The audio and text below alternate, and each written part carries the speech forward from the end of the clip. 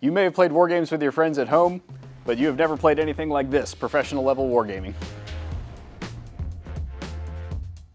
A war game is a unique mechanism to exercise our forces that lets us test things that you can't traditionally test in a live exercise or even in a simulation. This is the next progression of professional level wargaming into what we call a mega game, played with more than 100 participants here at JSEC headquarters in Ulm, Germany. So, Sinews of War is a base-building strategy game that incorporates elements from other game styles as well. It's about supply chain management, and it's about strategic decision-making and consequence management in terms of enablement and sustainment. Enablement is logistics, it's medical, it's all of the components that go into ensuring that our forces are ready to fight and win if or when the time comes. So players in the game depict a number of entities. They could be troop contributing nations, they could be host nations, they could be the Joint Logistics Support Groups, the Joint Forces Commands, or NATO JSEC. In the game, players have to make strategic decisions about what they need, when they need it, and the priority is also about working with each other collectively in competition and in cooperation with NATO and our host nations. It's an amazing game. I'm getting so much experience because of it. It's something we never really done in the past, so we're probably going to try to replicate that. So Sinews of War is played as a system of chips and cards. We have cards that depict our unit capabilities, our logistics capabilities, and our host nation support capabilities. These are set against the components that the players must actually move in the game. Common supply represents those supplies that NATO shares amongst each other in a regular and routine fashion, such as food, fuel, and water.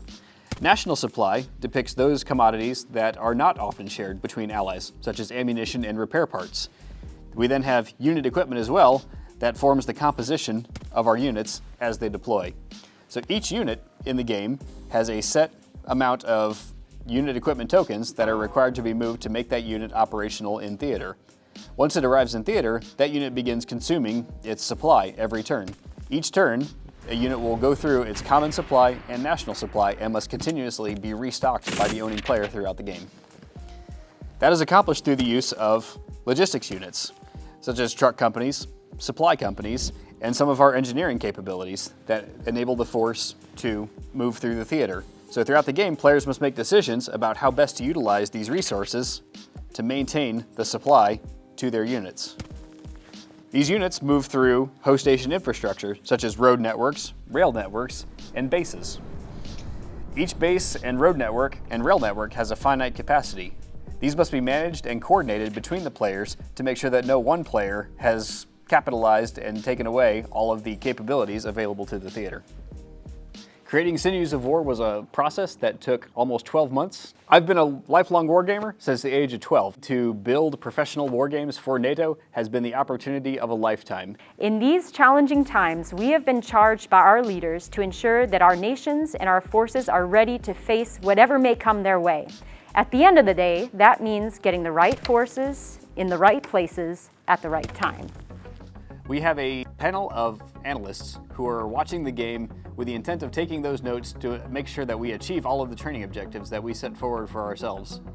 At the end of the game, they will present these as an after-action review, and these will be used to move the Alliance forward and create better sustainment doctrine, policies, and procedures. At this year's exercise, we have more than 20 nations and all of the NATO headquarters in attendance.